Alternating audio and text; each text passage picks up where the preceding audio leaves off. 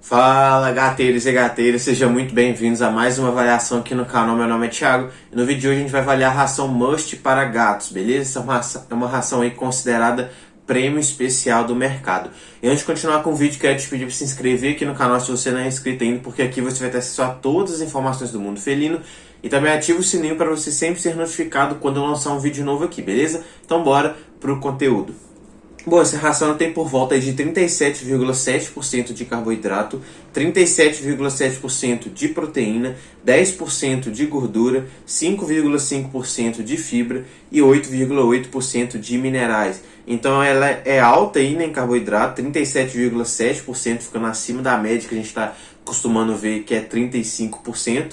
Né? Então ela é alta em carboidrato. Não tão baixo em proteína, mas um pouco baixo do que eu gosto de ver, né? Eu gosto de ver aí por volta de 40%, mínimo, né? 40% de proteína. Essa aqui tem 37,7%. Não está tão abaixo, mas ainda assim não é um nível que eu gosto muito, beleza? 10% de gordura dentro do ideal, né? 5,5% de fibra, um bom nível também. E 8,8% de minerais também dentro dos padrões aí, né?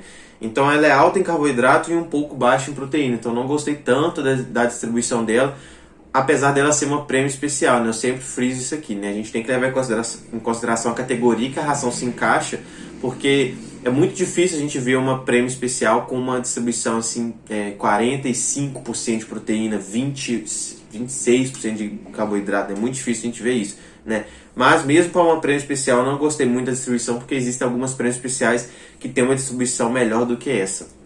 Agora, nos pontos a se considerar, ela não tem a presença de uma carne em si, né? Essa é uma opinião minha. Eu gosto de ver a presença de uma carne em si na ração, mas isso não torna a proteína oriunda das farinhas de uma proteína de baixa qualidade. Pelo contrário, ela é de boa qualidade sim, beleza?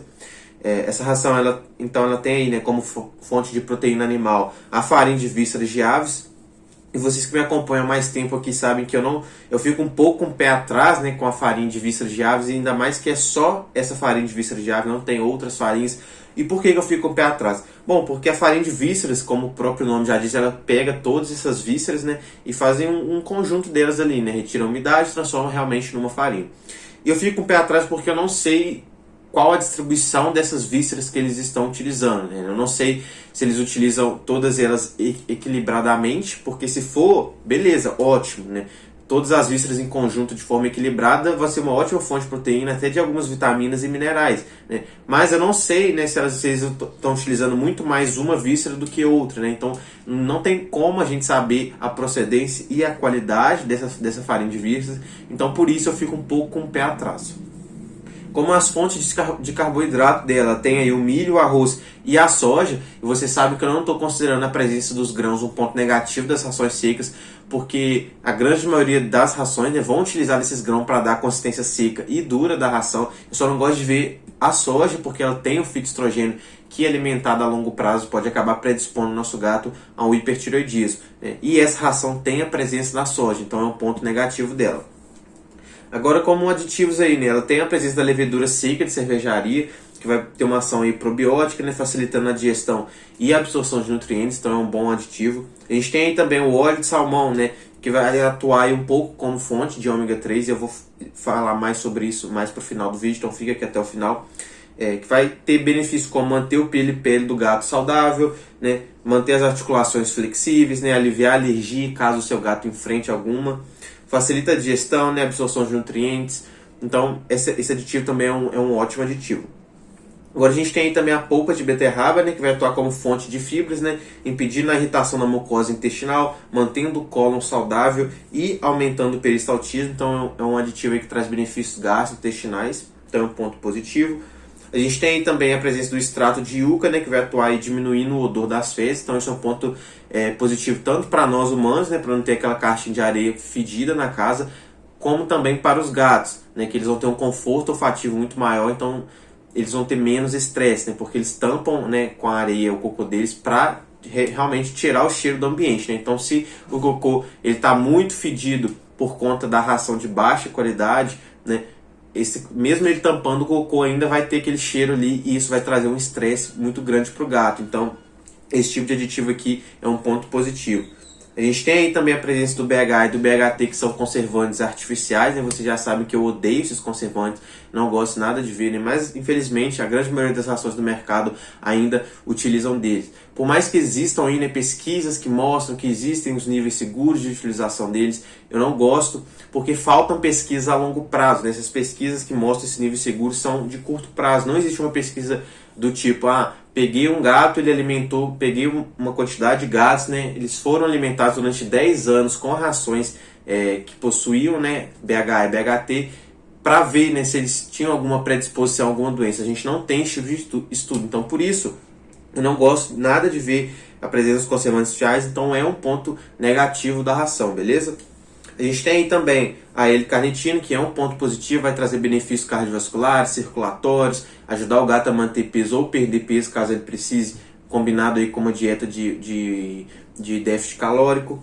Porém, a gente não tem o ômega 3 e 6 aí presente, porque, assim, vocês viram, né, falando ali do óleo de salmão. O óleo de salmão ele é uma fonte de ômega 3, mas somente esse óleo de salmão talvez não tenha uma quantidade disponível, principalmente porque a forma como o ômega 3 está presente na ração influencia na absorção dele. Então a gente não sabe muito bem, né, qual a quantidade, porque só tem o óleo de salmão, não tem o ômega 3 e 6 aditivado na ração, né? A gente não tem, não for adicionado na ração o ômega 3 e 6, só tem o ômega 3 e 6 proveniente desse óleo.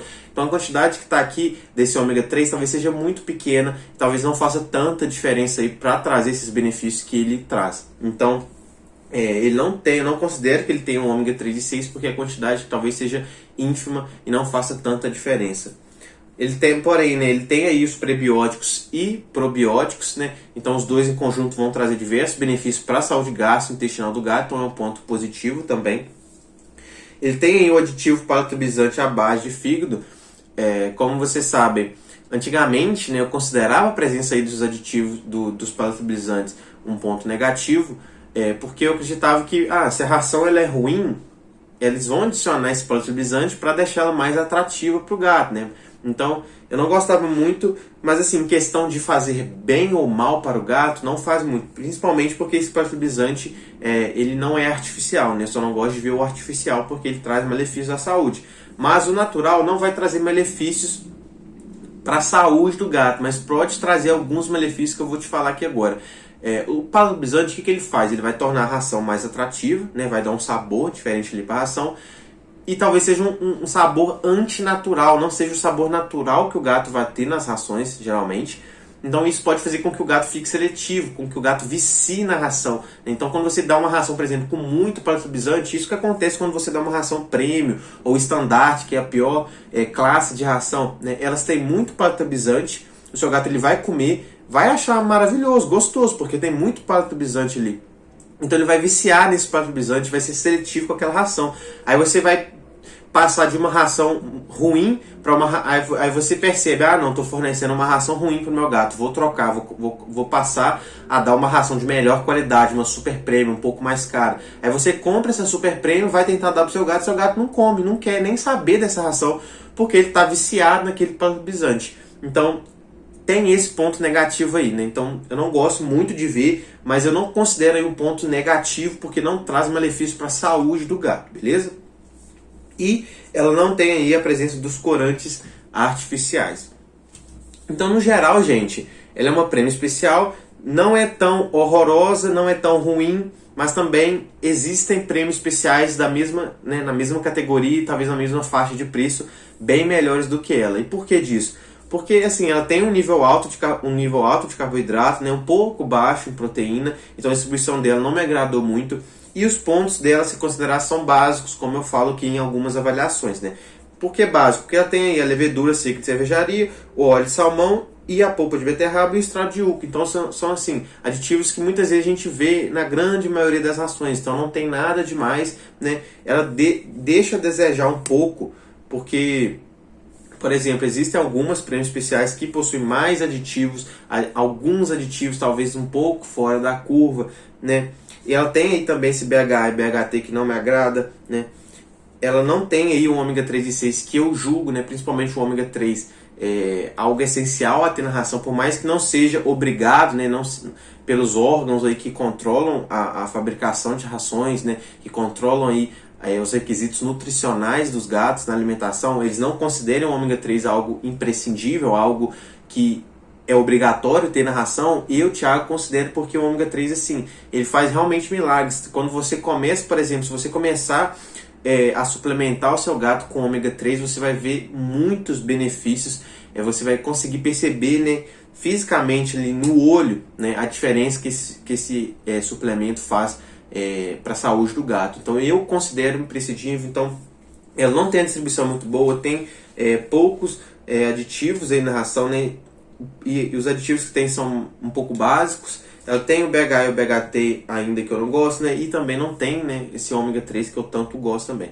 Então, no geral, ela não é tão ruim, mas existem rações da mesma categoria e talvez na mesma faixa de preço melhores do que ela, beleza? Bom, eu espero ter te ajudado aqui com esse vídeo. Quero te lembrar que eu tenho a minha loja para os pets, onde você pode comprar qualquer tipo de produto para o seu gatinho. Deixa o link aqui embaixo na descrição e peço que você me dê uma preferência, porque assim você vai estar contribuindo muito para o meu trabalho aqui no YouTube, beleza? Muito obrigado pela atenção de vocês e até o próximo vídeo.